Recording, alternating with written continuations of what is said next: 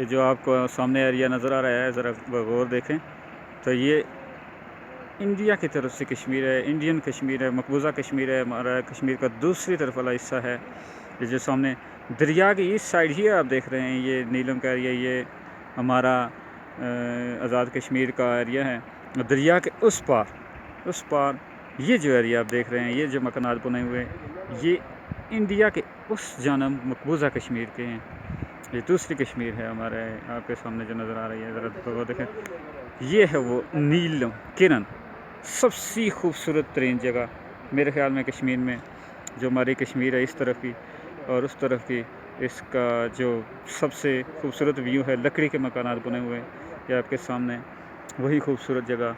ज़रा आप देखें, धुंध इस वक्त बहुत तेज़ी से छा रही है, खूबसूरत मनाज़र हैं, बादल मंडरा रहे हैं इर्द गिर्द, बारिश हुई थी अभी रुकी हुई है।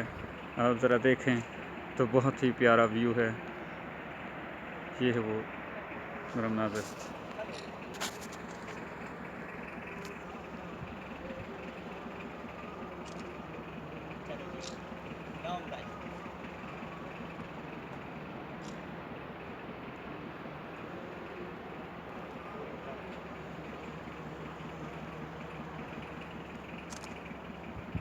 Jimil, Hero. Jimil.